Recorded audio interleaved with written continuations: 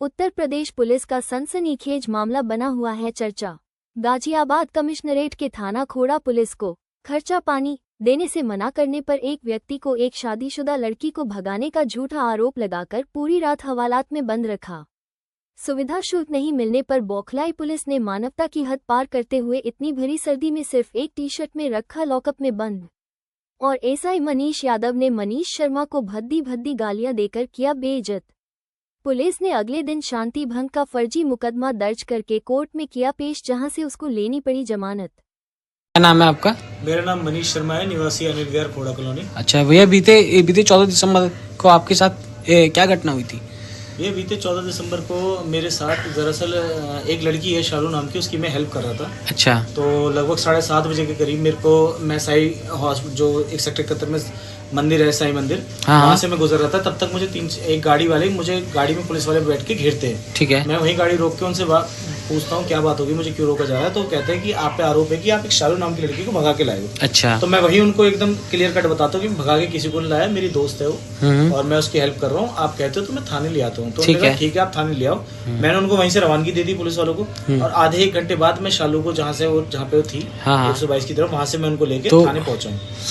वो पुलिस के सामने जाने के लिए वो तैयार थी? हाँ, कि वो तैयार थी, इसलिए तैयार थी क्योंकि उसी दिन 14 तारीख को दिन में वो तहरीर देके आ चुकी थी थाने में। अच्छा। इंस्पेक्टर साहब के सामने कि मुझे ऐसे ऐसे अपने घर से अलग रहना है, ऐसे ऐसे जबरदस्ती की चीजें हो रही है मेरे साथ। बहुत सारी मतलब तहरीर जो बिल्कुल उनको ही पता होगा, वो तहरीर देके आई थी। तो ये वो उनको कोई आपत्ति नहीं थी चौकी या पुलिस वाले किसी के सामने जाने से। ठीक है।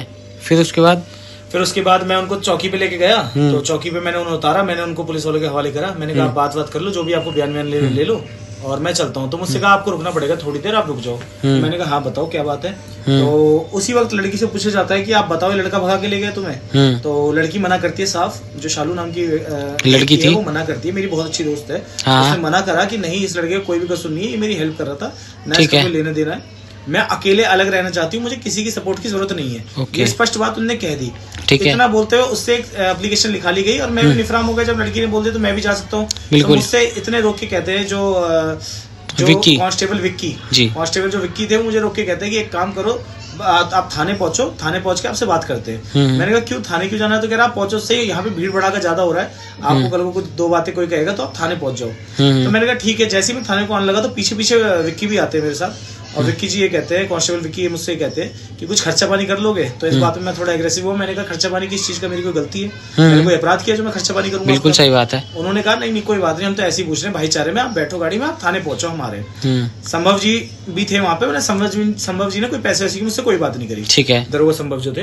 तो मैं उसके बाद थाने पहुंचा हूँ। थाने पहुंचते ही मेरे जूते उतार लिए गए, मेरी बेल्ट उतार ली गई, मुझे लॉकअप में बंद कर दिया गया। ठीक है। मैं उनसे पूछता रह गया मेरा अपराध क्या है, मुझे क्यों बंद किया जा रहा है, किसी ने कोई अपराध मेरे बताया नहीं। ठीक है। तुम बंद हो गए, बात खत्म। अगले सुबह दरोगा मनीष, जिनको मैं नहीं जानता, ना मैं उनसे कभी परिचित हूँ, ना मैं उनसे कभी मिला। वो केस के आयु थे आपके? केस के संभव जी थे। अच्छा। दरोगा संभव जी थे। मनीष जी उस चौकी के इंचार्ज है। ओके। वो मेरे पास आते हैं और मुझसे लॉकअप के बाहर से पूछते हैं कि मनीष पंडित कौन है। तो मैं कहता हूँ मैं हूँ मनीष पंडित।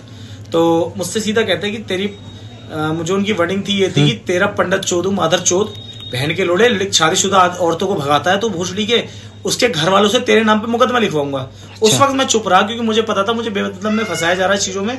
अगर मैं अभी कोई बात बोलता हूँ इनसे तो मुझे किसी न किसी फर्जी केस में फंसा देंगे। ठीक है। उसके बाद मैं बाहर आया, लगभग 3 साढ़े 3 बजे मुझे लॉकअप से बाहर निकाला गया, कोर्ट में पेश करा गया, कोतवाली में पेश करा गया और मेरी 151 में जमानत हुई। मेरे को यही पूछना था, अगर मैंने लड़की भगाई है तो मेरे को 151 में क्यों बंद किया गया? बिल्कुल सही बात है। अगर मैंने लड़की भगाई तो मुझे अपहरण का केस डालो, मुझ पर लड़की भगाने का केस डालो, मुझ पर किडनैपिंग डालो, कुछ भी डालो, लेकिन 151 की धारा लगने का क्या मतलब था मेरे? बिल्कुल।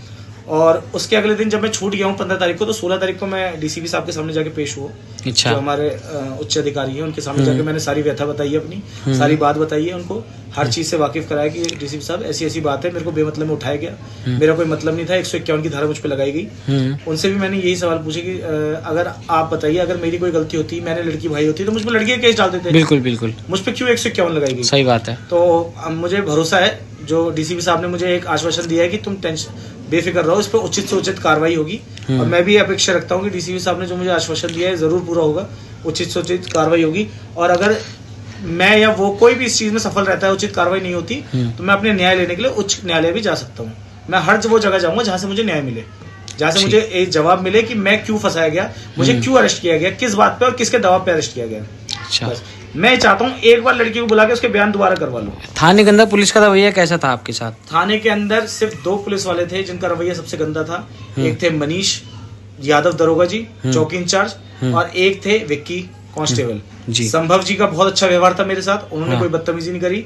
और इंस्पेक्टर साहब का भी बहुत अच्छा व्यवहार था, उन्होंने बहुत मुझे समझाया बैठा के, उन्हें भी मैंने समझाया। लेकिन जो उनके सामने एक पिक्चर पेश करी गई है वो तो उसी पिक्चर को मानेंगे। बिल्कुल बिल्कुल। तो उनकी भी कोई गलती नहीं, अगर उन्होंने मुझसे कुछ कहा भी है तो उनकी कोई गलती नहीं, क्योंकि उनके आगे पिक्चर दी गई है कि एक लड़की को भगा के ले गया है जी। बस। तो मैं चाहता हूँ अगर मुझे धारा लगानी तो लड़की भगाने की धारा लगाओ, 151 की धारा मत लगाओ, कि जो अपराध मैंने किया नहीं वो आप धारा लगा के मुझे बंद कर दो। तो आपको क्या लगता है कि आप उनको सेवा शुल्क दे देते तो आपको वहीं छोड़ देते? बिल्कुल, अगर मैं उनको उस टाइम पे 5-10 हजार, मुझसे 25,000 मांगे थे, डिस्काउंट करके 15,000 भी 10,000 भी दे देता तो मैं यहाँ नहीं होता, मैं जेल में बंद नहीं होता, मैं बाहर घूम रहा होता, मेरी रात खाली नहीं होती। जो मुझे लॉकअप में बैठा के रखा, मैंने उनसे कहा मुझे जैकेट दे दो, मैं टी शर्ट में हूँ, जैकेट दे दो, पूरी रात पूरा दिन मैं ठंड में बैठा रहा हूँ लॉकअप के अंदर, ना मुझे जैकेट दे गई। मेरे का मुझे कॉल करवा दो, मेरे घर से जैकेट मंगवा दो, मैं सिर्फ एक टी शर्ट में था, पूरी रात मुझे ठंड में बैठा के रखा। मैंने पानी मांगा, मुझे पानी नहीं दिया गया। इतनी दुर्गति हुई मेरे साथ लॉकअप के अंदर, इसका जवाब कौन दे? अगर आप, मैं कह रहा हूँ मैंने कोई जुर्म किया भी था, मैंने पहली बात तो कोई जुर्म नहीं किया, तो इतना तो हक बनता है कि मुझे जैकेट दी जाए, मेरे को पानी दिया जाए। सही बात है, कंबल तो मिलता ही है। कोई दुश्मनी निकालने वाली बात होगी कि दुश्मनी निकाल रहे हैं, और किसके दबाव में निकाल रहे हैं ये भी मुझे पता नहीं। अच्छा, दरअसल ये बात थी, स्थानीय कमल मावी जी है उनके, हाँ, जो आम आदमी पार्टी से उठे हुए थे, हाँ, पहले कभी उठे हुए नेता है आम आदमी हाँ पार्टी के। नेता है, जो भी है नेता है, उठे हुए थे वो, और उनके दबाव में आके, जो उनकी सिस्टर का भी बयान है कि 5,000 रुपए दिए थे थाने में, उन्होंने 5,000 रुपए दिए थे, उस 5,000 के दबाव में और एक कमल मावी जी के दबाव में शायद उन्होंने मुझे अरेस्ट करके 151 डाल दिया, क्योंकि और कोई केस तो बन नहीं रहा था कि और सब में तो मैं बेकसूर था। बस मैंने एक छोटी सी हेल्प करी उस बेचारी लड़की की, तो उस चक्कर में मुझे बंद कर दिया गया।